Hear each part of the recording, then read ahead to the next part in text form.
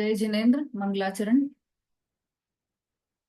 नमो अरिहन्ताणं नमो सिद्धाणं नमो आयिरियाणं नमो उवझायाणं नमो लोये सवसाहुणं मोक्षमार्गस्य नेतारं वेतारं कर्मभूभृतां ज्ञातारं विश्वतत्त्वानां वन्दे तद्गुणलब्धये।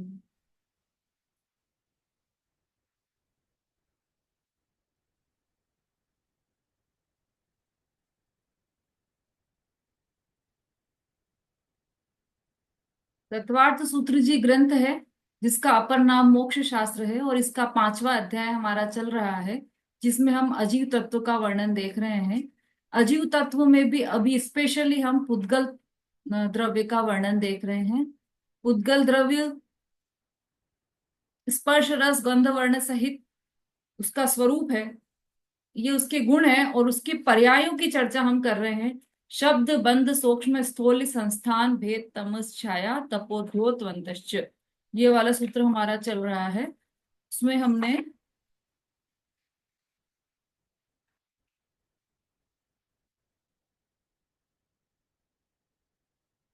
ये 10 प्रकार की जो पर्याय हैं उसकी चर्चा हमने की है, जिसमें हमने देखा शब्द दो प्रकार के होते हैं, भाषा रूप अभाषा रूप।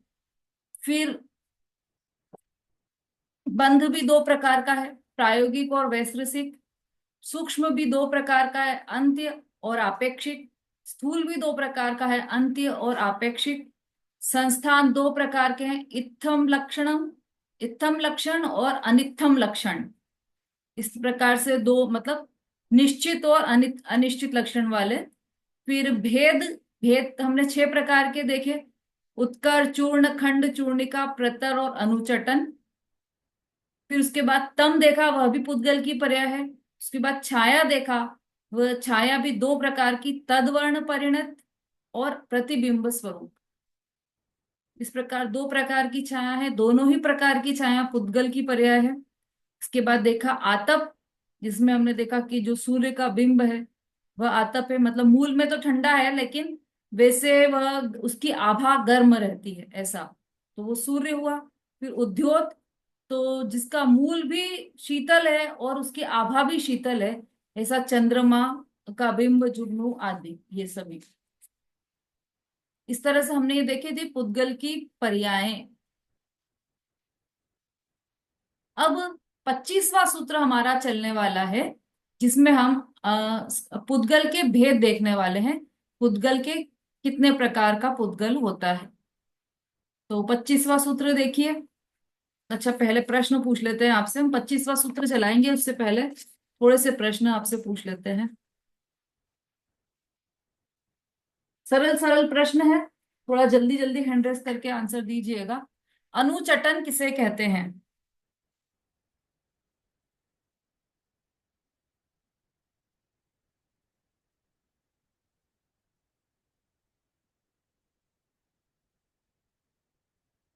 संगीता जी।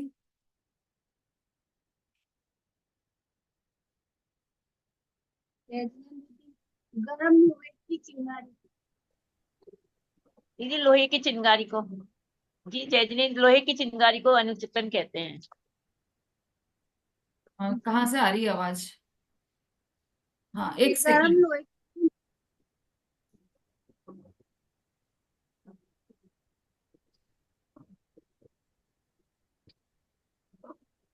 हेलो। म्यूजिक म्यूजिक मिलाए लाए।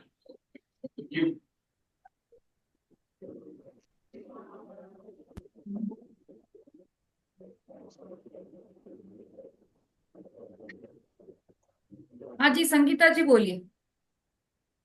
दीदी गरम लोहे की चिंगारी कहते हैं। हाँ, ठीक है, सही बताया आपने। आतप किसे कहते हैं? अनीता जी दोसा।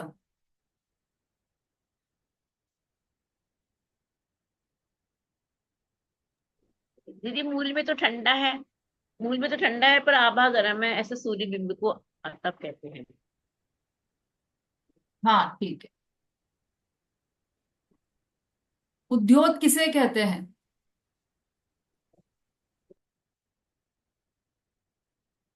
विशु जी। जय जिनेन्द्र दीदी। हम्म। चंद्रमा, चंद्रकांत मणि, दीपक आदि के प्रकाश को उद्योत कहते हैं। बहुत बढ़िया। भेद के कितने भेद हैं, उनके नाम बताना है। भेद के कितने भेद हैं और कौन कौन से? ललिता जी। वेद के 6 भेद है। उत्तर, चूड़ान, खंड और चूणिका, तत्पर और अणुचटन। सही, बिल्कुल सही।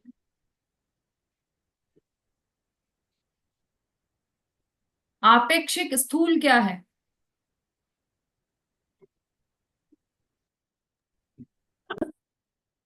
प्रीति जी। अपेक्षित स्थूल में दो चीजों का कंपैरिजन है, एक बड़ा और एक छोटा। जैसे आंवला और तरबूज, तो तरबूज बड़ा है, आंवला छोटा है। अपेक्षित स्थूल है। हम्म। ठीक है। मतलब ऐसा है, ये दो चीजें नहीं है इसमें, स्थूल चीज को ही लिया है। जो बड़ी चीज है ना, हाँ। लिया है। जैसे बेर से स्थूल आंवला है, तो आंवले को लेना, हम्म। आंवले की बात करना। अभी आंवले की बात कर रहे हैं कि स्थूल की बात कर रहे हैं, तो अपेक्षा से स्थूल है उसकी बात कर रहे हैं। और यदि दोनों चीजों को लेंगे हम, तो वो एक सूक्ष्म में जाएगा और एक स्थूल में जाएगा। ठीक है उत्तर वैसे आपका।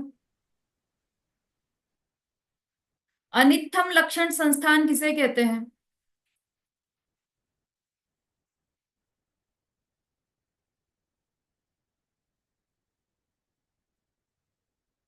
अनुज जी, भाई साहब।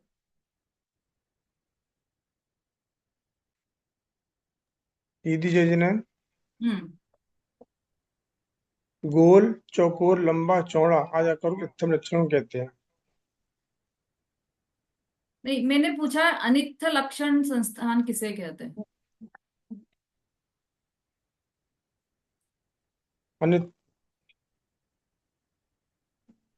शोभा जी।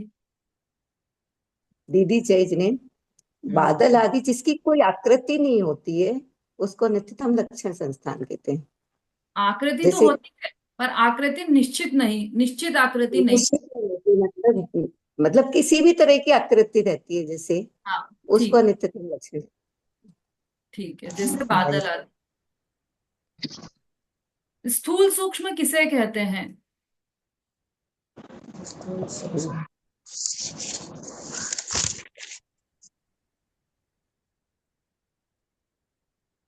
सुलेखा जी।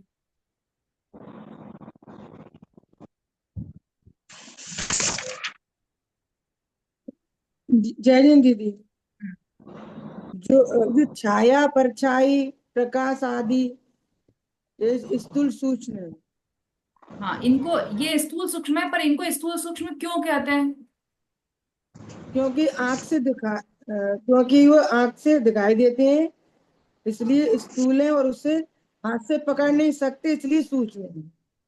हाँ, ठीक। स्थूल किसे कहते हैं? रेखा जी।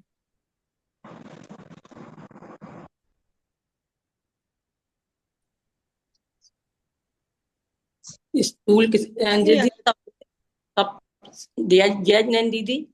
हम्म। सबसे स्थूल स्कंद है जो दिखाई दे रहा है, वह स्थूल स्कंद है।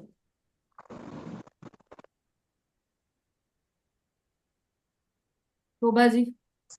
क्या नाम है? सुषमा जी, हाँ बोलिए। हाँ, दीदी जय जिनेन्द्र। जल, तेल आदि जो बहने वाले पदार्थ हैं वो सब स्थूल हैं, क्योंकि वे अलग अलग हो सकते हैं, और लेकिन अगर हम उनको मिलाएंगे तो वो मिल भी सकते हैं आपस में। बहुत बढ़िया, बिल्कुल सही। स्थूल स्थूल किसे कहते हैं? मंजू जी। जय जिनेन्द्र दीदी। स्थूल स्थूल में पर्वत, काष्ठ, ये चीजें आती हैं जिनको हम अलग तो कर देते हैं पर मिला नहीं सकते। हम्म।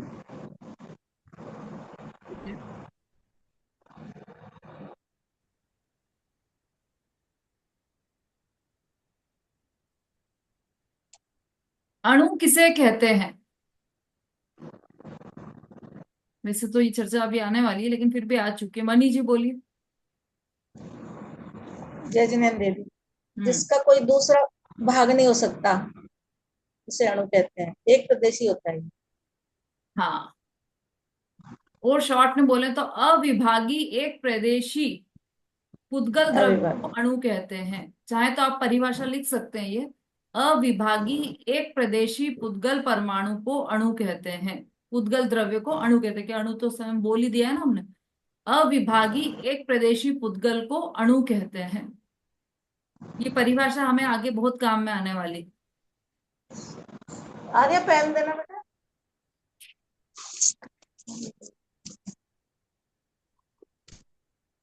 बंध कितने प्रकार के हैं और कौन कौन से?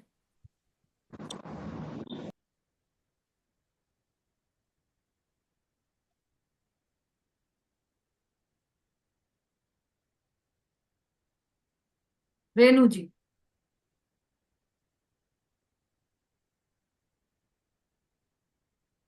सॉरी दीदी, बंध दो प्रकार के, एक वैस्त्रासिक और एक प्रायोगिक। तो इन दो- प्रायोगिक बंध उसे कहते हैं जो पुरुष की अपेक्षा सहित हो, और वैस्त्रासिक बंध उसे कहते हैं कि जो पुरुष की अपेक्षा से रहित बंध हो। जैसे बादल, उल्कापात वगैरह, ये वैस्त्रासिक बंध है। और प्रायोगिक बंध है, उसमें एक अजीव विषयक है और एक जीवाजीव विषयक है। तो अजीव विषयक में तो लाख और लकड़ी का बंध हो गया, और जीवाजीव विषयक में जीव के साथ जो कर्म और नौकर्म के बंध है वो जीवाजीव विषयक है। हाँ, और वैश्विक बंध कितने प्रकार का है? दीदी वैश्विक बंध भी दो प्रकार का है, आदिमान और अनादिमान। जैसे कौन कौन है आदिमान में और अनादिमान में? तो आदिमान में तो हम बिजली, उल्कापात, बादल आदि को कहते हैं, और पुद्गल का अनादिमान महास्कंद होता है। तो इनको बिजली, इनको बादल को, इनको क्यों आदिमान कहा? क्योंकि दीदी ये इसमें पुरुष का कोई वो नहीं है ना, इसलिए मतलब अपने आप ही बनते हैं। इसमें पुरुष का कोई सहयोग नहीं है, मतलब उसका जैसे पुरुष की अपेक्षा सही रहित है ये। वो तो अनादिमान भी पुरुष की अपेक्षा रहित है, तो इसको आदिमान क्यों कहा बादल वगैरह को? स्निग्ध रूक्ष आदि के कारण इसको आदिमान कहा है। वो तो हर पुद्गल स्निग्ध रूक्षत्व के गुण सहित होता है, इसको आदिमान क्यों कहा? दीदी ये नहीं पता। चलिए, कौन बताएगा इसको आदिमान क्यों कहा? हाँ, मंजू जी बोलिए।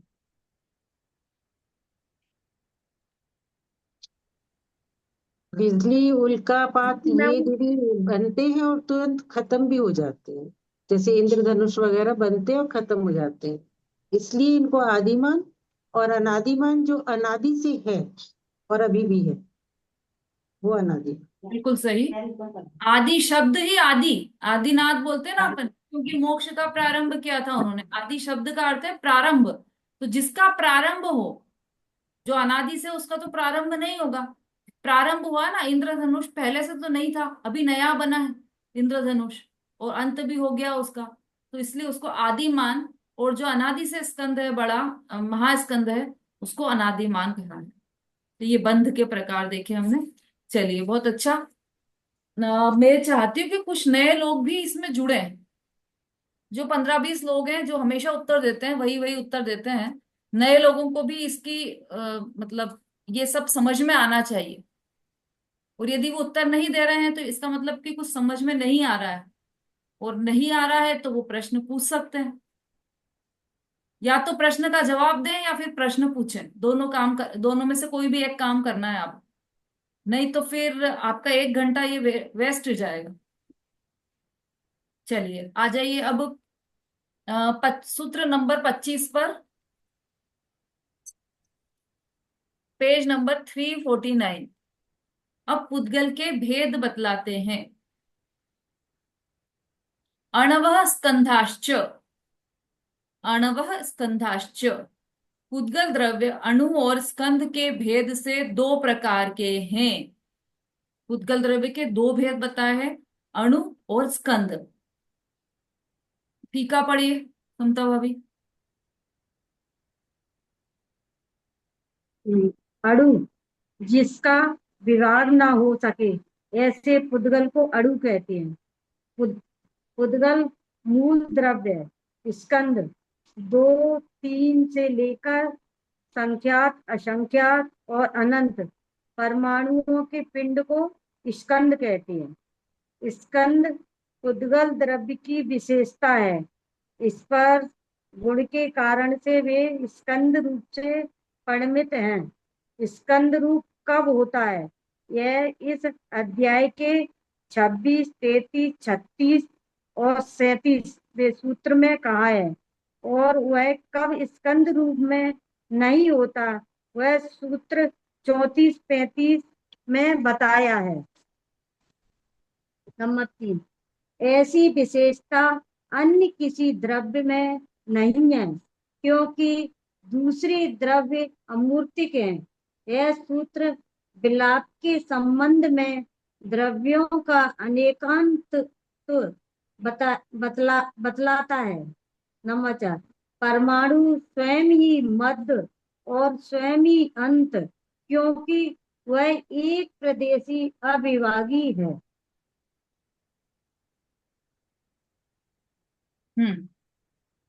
ठीक है,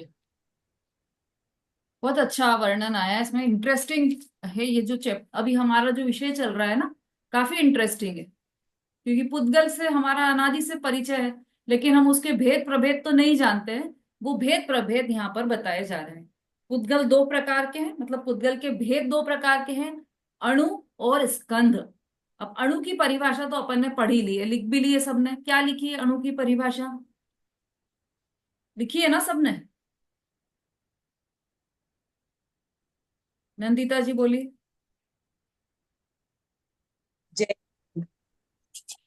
अविभागी एक प्रदेशी को अणु कहते हैं। अविभागी एक प्रदेशी पुद्गल को, पुद्गल को पुद्गल को अणु कहते हैं।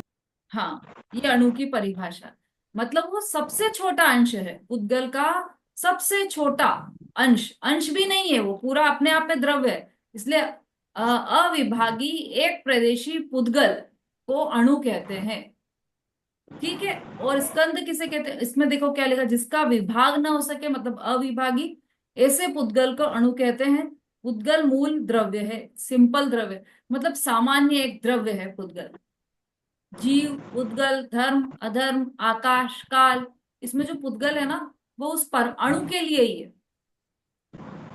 अणु को ही पुद्गल बोला है क्योंकि ये जो अणु है वो पूरा अपने आप में एक पूरा द्रव्य है। स्कंद 2-3 से लेकर संख्यात, असंख्यात और अनंत परमाणुओं के पिंड को स्कंद कहते हैं। 2-3 से लेकर मतलब 2 से स्टार्ट होकर, बहुप्रदेशी मतलब 2 से स्टार्ट हो गया, 1 से अधिक, 2, 3, 4, 5, 6, 7, 8, 60, 100, 200, 500, 1000, ऐसे करते करते संख्यात, असंख्यात और अनंत परमाणुओं के पिंड को स्कंद कहते हैं। अब इसमें अणु और स्कंद 2 चीजें ली है, दोनों का चित्र अपने आंखों के सामने खिंच जाना चाहिए। अणु किसे कहा और स्कंद किसे कहा?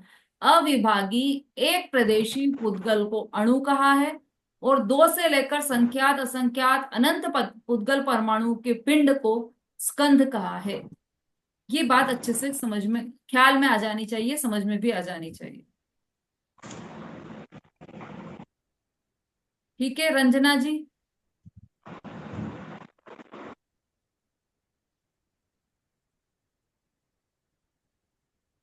चलिए अब देखिए टीका में, ये इतनी बात समझ में आ गई होगी, अणु किसे कहा और स्कंद का, दोनों ही पुद्गल के भेद हैं। मतलब पुद्गल 2 प्रकार का हो गया, अणु अणु के रूप में और स्कंद के रूप में। और हमें जो जितना दिखाई दे रहा है पुद्गल, वो कौन सा है कि वह तो सब स्कंद है, अणु नहीं है, क्योंकि अणु तो दिखाई नहीं दे सकता, वह तो एक प्रदेशी है। अविभागी एक प्रदेशी, अविभागी मतलब जिसका भेद ना हो सके, ऐसा अविभागी और एक प्रदेशी पुद्गल वह अणु है।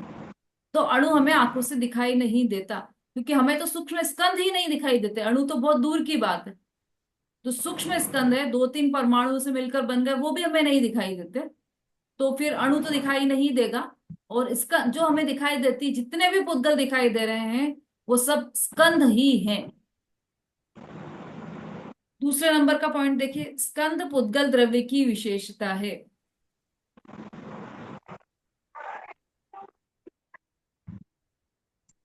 स्पर्श गुण के कारण से वे, दीदी हाँ इसमें बोलिए। है ना 2 या 2-3 से लेकर, मतलब 2-3, मतलब ये सब।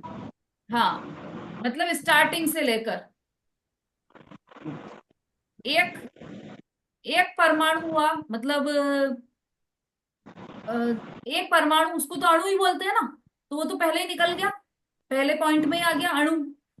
अब एक के बाद जितने भी होंगे, 2, 3, 4, 5, उनसे लेकर संख्यात, फिर असंख्यात और फिर अनंत, उसके बीच में जितने भी आ गए, 2 से लेकर संख्यात के बीच में जितने भी आ गए वो भी सब, और असंख्यात भी और अनंत भी, ऐसे अनंत पुद्गल परमाणुओं का पिंड व स्कंध कहलाता है। ये यहाँ पर कहना चाह रहे हैं, मतलब एक अणु होगा तो वह तो अणु है, लेकिन यदि 2 हो गया तो वह स्कंद है, 3 हो गया तो भी वह स्कंद है, 4 हो गया तब भी वह स्कंद है, 6 हो गया तब भी स्कंद है, 8 हो गया तब भी स्कंद है, 10 हो गया तब भी स्कंद है, 100 हो गया तब भी स्कंद है, 1000 हो गया तब भी स्कंद है, संख्यात हो गया तब भी स्कंद है, असंख्यात है तब भी स्कंद है, और अनंत है तब भी स्कंद है। तो स्कंद के इतने सारे भेद हो सकते हैं, मतलब समझ लीजिए 2 से लेकर अनंत तक के बीच में जितनी भी संख्याएं आ रही है, वो संख्या, मतलब वो सब जितनी भी चीजें आ रही है, वो सब पुद्गल के, मतलब इतने पुद्गल परमाणु का पिंड स्कंद हो सकता है कोई स्कंद संख्यात परमाणुओं का हो सकता है कोई स्कंद अनंत परमाणुओं का हो सकता है कोई स्कंद 4 परमाणुओं से मिलकर बना हो, लेकिन वो सब स्कंद ही कहलाएंगे, अणु नहीं कहलाएंगे। अणु किससे कहेंगे? जो एक प्रदेशी होगा केवल उसे ही अणु कहेंगे। देखिए दूसरा पॉइंट, भाई जिसका अनम्यूट है वो म्यूट कर लीजिए, आवाजें आ रही पीछे ऊपर। स्कंद पुद्गल द्रव्य की विशेषता है, स्पर्श गुण के कारण से वे स्कंद रूप से परिणमते हैं। स्कंद रूप कब होता है ये आगे के सूत्रों में कहा है, और स्कंद रूप कब नहीं होता ये भी आगे बताने वाले हैं। अभी बहुत सारे सूत्र आने वाले हैं पुद्गल द्रव्य के संबंध में, जो मैंने आपको पहले भी बोला था कि स्कंद रूप मतलब कोई चीज कैसे बनी और कोई चीज कैसे टूटी, ये दोनों का कारण बताएंगे आगे के सूत्रों में। मतलब पुद्गल परमाणु कब स्कंद रूप कैसे हुआ, और पुद्गल परमाणु कब स्कंद रूप नहीं हुआ, उसका भेद हो गया, ये कब होगा, इसका पूरा सटीक कारण, मतलब ये समझ लीजिए कि साइंस, जैसे हम उसमें पढ़ते हैं ना, साइंस में बायोलॉजी बायोलॉजी बायोलॉजी पढ़ते हैं, बायोलॉजी का हिंदी शब्द क्या है? जीव विज्ञान, जीव के बारे में बताने वाला। वो वास्तव में जीव विज्ञान है नहीं वो, क्योंकि जीव को तो वो जानते भी नहीं है जो साइंटिस्ट है, वो तो जीव विज्ञान के नाम पर जो ये देह है, शरीर है, उसका अजीव का ही विज्ञान है वो सारा। यहाँ पर ये पुद्गल का विज्ञान बताने वाले हैं पूरा, उसका सूक्ष्म ऑपरेशन करने वाले हैं। कोई भी जो पुद्गल है तो कैसे टूट गई, कैसे जुड़ गई, ये सब चीजें सारी हमारी जो डे टू डे लाइफ में चल रही है, उसका सबका कारण अभी बताने वाले हैं इसी पुद्गल द्रव्य के विश्लेषण में, आगे के सूत्रों में। अब ये जो स्कंद है ये पुद्गल द्रव्य की विशेषता है, पुद्गल द्रव्य का कार्य है, मतलब ये पुद्गल द्रव्य की विशेषता है, क्योंकि और किसी द्रव्य में ये शक्ति नहीं है कि वह स्कंद रूप हो जाए या अणु रूप हो जाए वापस, ऐसे बार बार नहीं हो सकता। स्पर्श गुण के कारण से वे स्कंद रूप परिणमते हैं, क्योंकि पुद्गल में स्पर्श गुण है, इसलिए वह स्कंद रूप हो जाते हैं, और फिर रुक्षता के कारण वह अलग अलग हो जाते हैं, और फिर अलग अलग परमाणु भी हो जाते हैं उसके। स्कंद रूप कब होता है ये हम आगे देखेंगे। तीसरा पॉइंट, ऐसी विशेषता अन्य किसी द्रव्य में नहीं है। क्यों क्यों नहीं है? क्योंकि दूसरे द्रव्य तो अमूर्तिक हैं, सभी द्रव्य अमूर्तिक, एकमात्र पुद्गल द्रव्य ही मूर्तिक है, इसके अतिरिक्त कोई भी द्रव्य अमूर्तिक नहीं है। यह सूत्र मिलाप के संबंध में द्रव्यों का अनेकांतत्व बताता है। मतलब ये जो पुद्गल द्रव्य है वह स्कंध रूप भी हो जाता है और अणु रूप भी हो जाता है। तो ये उसका अनेकांतत्वपना है। उसमें दोनों धर्म है, अकेले रहने का भी धर्म है और स्कंद रूप होने का भी उसमें धर्म है, दोनों प्रकार के धर्म है। यह उसका अनेकांतपना है, वह इसमें बताया है इस सूत्र में। मिलाप के संबंध में मतलब स्कंद के रूप होने के संबंध में बताया है, इसलिए ये अनेकांतत्व है उसमें।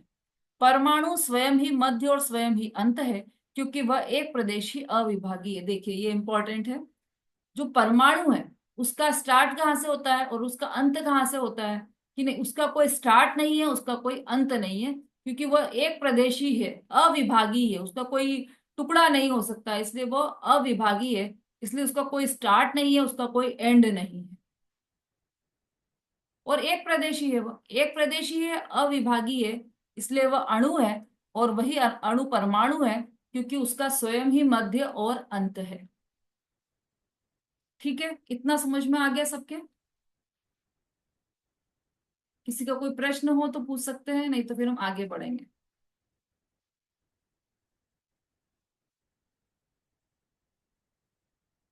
बोलिए रेखा जी, रेणु जी। दीदी दीदी परमाणु और अणु की डेफिनेशन दीदी एक ही हुई ना फिर? हाँ, वो अणु को ही परमाणु कहते हैं, एक ही बात है दोनों। रेणु जी बोलिए। दीदी वो गलती से खुला रह गया, मैंने पहले बोलने के लिए उठाया था, वो बंद करना ध्यान नहीं रहा। रेखा जी बोलिए। दीदी चौथा वाला समझ में नहीं आया। कौन सा? चौथा वाला परमाणु स्वयं ही मध्य और स्वयं ही अंत है। हाँ ऐसा है, एक सबसे छोटा अंश लो तो उसका कोई भी स्टार्ट और कोई भी एंड नहीं होगा। वो तो तब हो स्टार्ट और एंड जब वो खूब लंबा हो, ऐसा हो, वो पूरा एक इतना सा एक पॉइंट है। जैसे आप पेन ले लो, पेन, और जो आपकी कॉपी है ना उसमें एक डॉट बनाओ, तो उसका स्टार्ट कहाँ से हो रहा है, उसका एंड कहाँ से हो रहा है, ये हम पता नहीं लगा पाएंगे, क्योंकि वो तो इतना छोटा है, क्या स्टार्ट और क्या एंड। ऐसे ही अणु का भी कोई स्टार्ट और कोई एंड नहीं, वो तो एक प्रदेशी है। और एक प्रदेशी, वो जो डॉट बनाया ना आपने डॉट पेन से, वो उससे भी छोटा है एक प्रदेश। इतना छोटा सा अणु होता है, उसका कोई स्टार्ट भी नहीं है, उसका मतलब आदि भी नहीं है, आदि मतलब प्रारंभ, और उसका कोई अंत भी नहीं है, मतलब एंड भी नहीं है। वो तो क्योंकि एक प्रदेशी और अविभागी है, ऐसा है वो अणु। हाँ बोलिए अनुज जी भाई साहब। दीदी मैं ये पूछ रहा था, इसमें लिखा है स्कंद पुद्गल द्रव की विशेषता है, हाँ, स्पर्श गुण कारण स्कंद रूप से परिणमते हैं, तो स्पर्श गुण कारण कैसे होंगे? स्पर्श गुण के कारण से, स्पर्श गुण है केवल कितने द्रव्यों में स्पर्श गुण है? केवल पुद्गल द्रव्य में स्पर्श गुण है। जीव, धर्म, अधर्म, आकाश, काल, किसी में भी स्पर्श गुण नहीं है। और इस स्पर्श गुण के कारण ही पुद्गल में ये विशेषता रहती है कि वह स्कंद रूप हो जाए या अणु रूप हो जाए। तो ये स्पर्श गुण के भेद हैं, स्कंद, रुक्षता, स्निग्धता, रुक्षता, ये स्पर्श गुण की पर्याय, और उनके कारण ही स्कंद बनता है। अभी इसमें सूत्र में आगे बताने वाले हैं कि स्कंद, स्निग्धता के कितने गुण हो और रुक्षता के कितने गुण हो, तब वो परमाणु आपस में जुड़ते हैं। कौन सा परमाणु किससे जुड़ता है, ये भी पूरा इसमें आगे बताने वाले हैं। ठीक है अनुज जी भाई साहब, और अभी आगे के सूत्रों में क्लियर हो जाएगा ये, और आपको। ठीक है दीदी। ठीक है, कुछ दीदी समझ? हाँ बोलिए। दीदी दीदी ये निर्माण और उत्पत्ति एक ही होती है क्या? जैसे क्वेश्चन ऐसे बन रखा है कि अणु और स्कंद का निर्माण कैसे होता है, तो, हाँ। निर्माण उत्पत्ति को बोलते हैं क्या? जैसे ये है ना स्कंदों की उत्पत्ति, तो उत्पत्ति और निर्माण का मतलब एक ही होता है क्या? हाँ एक ही है, इसमें इस प्रकरण में एक ही है, क्योंकि वास्तव में उत्पत्ति तो होती नहीं है, नया द्रव्य कभी कोई बनता नहीं है। वो तो उत्पत्ति मतलब स्कंद कैसे बना या कैसे उसका निर्माण हुआ, वो ही यहाँ पर बताना है। उत्पत्ति मतलब निर्माण ही। कुंद ठीक है। प्रभा जी बोलिए। हाँ दीदी जय जिनेंद्र। दीदी ये इसी के ऊपर जो 24वां सूत्र में सबसे आखिरी का स्थूल स्थूल वाले में कल टाइम हो गया था तो मैं पूछ नहीं पाई थी। ये चौथे नंबर वो स्थूल स्थूल के दूसरी वाली लाइन, परमाणु इंद्रिय ग्राह नहीं है। स्थूल हाँ स्थूल जो छठवां नंबर पे है ना, इसके नीचे हाँ परमाणु इंद्रिय ग्राह नहीं है, किंतु इंद्रिय ग्राह होने की उसमें योग्यता है। तो दीदी परमाणु इंद्रिय ग्राह तो नहीं है, ये तो बात है, लेकिन इंद्रिय ग्राह होने की योग्यता है, मतलब स्कंद रूप से ही तो होगा फिर वो इंद्रिय ग्राह। हाँ हाँ, स्कंद रूप से ही होगा, परमाणु रूप में से हाँ कभी भी इंद्रिय ग्राह्य नहीं होगा, ये बात तो पक्की है। लेकिन उसमें जो हाँ योग्यता है ना, स्कंद रूप होने की योग्यता किसमें है? परमाणु में ही तो है स्कंद रूप होने की योग्यता। यदि हाँ परमाणु में स्कंद रूप होने की योग्यता नहीं होगी तो वो कभी भी स्कंद रूप होगा ही नहीं, परमाणु ही बना रहेगा। परमाणु में स्कंद रूप होने की योग्यता है, इसका मतलब उसमें वह योग्यता है कि वह इंद्रिय ग्राह्य हो सके। परमाणु योग्यता है ना, मतलब इंद्रिय ग्राही तो स्कंद स्कंद होकर के ही इंद्रिय ग्राही होगा। स्कंद होकर ही होगा, लेकिन योग्यता तो परमाणु में भी है ना हाँ है ना, है। भाई। बस स्कंद यही रूप थोड़ा कैसे ये होगा? क्लियर करना था। हाँ, स्कंद रूप कैसे होगा? स्निग्धता रुक्षत्वता के कारण इंद्रिय मतलब वो स्कंद रूप होगा। तो स्निग्धता रुक्षत्वता हम्म। परमाणु में भी तो है ना, ऐसा नहीं कि उसमें स्पर्श रस गंध वर्ण नहीं है। परमाणु में भी ये सब गुण है, स्पर्श रस गंध वर्ण ये सारे गुण परमाणु में भी है। इसलिए ये वो जो गुण हाँ है तो योग्यता है, और उस योग्यता के कारण ही उसमें इंद्रिय ग्राह्य होने की योग्यता भी है। जी दीदी यही इतना ही क्लियर करना था। हाँ योग्यता है, पर वो होगा नहीं कभी भी। होगा कब? जब हाँ स्कंद रूप हो जाएगा तभी होगा इंद्रिय ग्राह्य। तभी होगा, बराबर। बोलिए सरिता जी। दीदी जैसे ये आता है अणुरूप उद्गल द्रव्य की प्रदेश नहीं है। और फिर बोला जाता है कि जो अणु है वो एक प्रदेशी है, ऐसा बोला जाता है ना, अणु एक प्रदेशी है अप्रदेशी है। फिर से बोलिए और क्या? ये अणुरूप उद्गल द्रव्य की प्रदेश नहीं है। नहीं है? ये नहीं, जैसे नाणु का अर्थ होता है ना कि नाणो जो अणु निकालो रूप आप। में नाणो, पुद्गल कल भी आपने ये प्रश्न पूछा था, नाणो निकालिए आप, सूत्र। द्रव्य।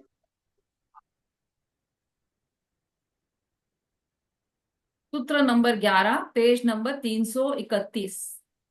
पढ़िए, जी इसका अर्थ पढ़िए।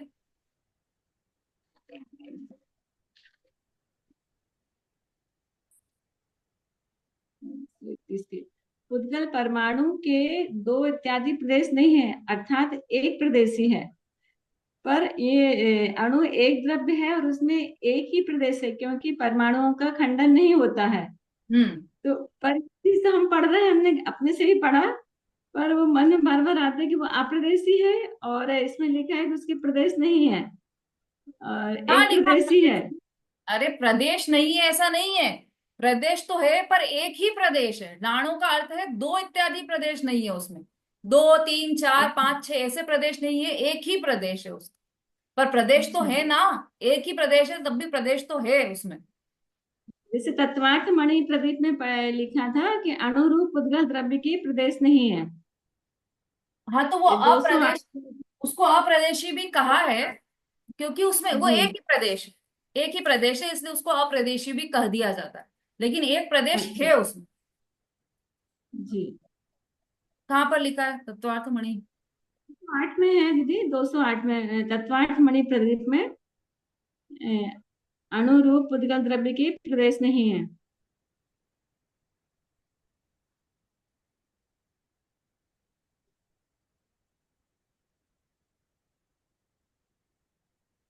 अब नीचे आ जाओ, इसका वो है ना सूत्रार्थ दिया है, जो आप ऊपर पढ़ रहे हो ना, वो सूत्रार्थ दिया है, उसका जी विश्लेषण नीचे किया है। नीचे से एक दो तीन, तीसरा पैराग्राफ जी। पढ़िए। उद्गल द्रव्य मूलतः तो अणु ही है और वह एक प्रदेशी ही होता है। एक प्रदेशी पदार्थ को अप्रदेशी भी कहते हैं। ठीक है, आगे जी समझ में। एक प्रदेशी को अप्रदेशी भी कहते हैं, इसलिए वो वहां पर पुद्गल को अप्रदेशी कहा है। पर ये समझ में आना चाहिए कि नाणु का अर्थ है दो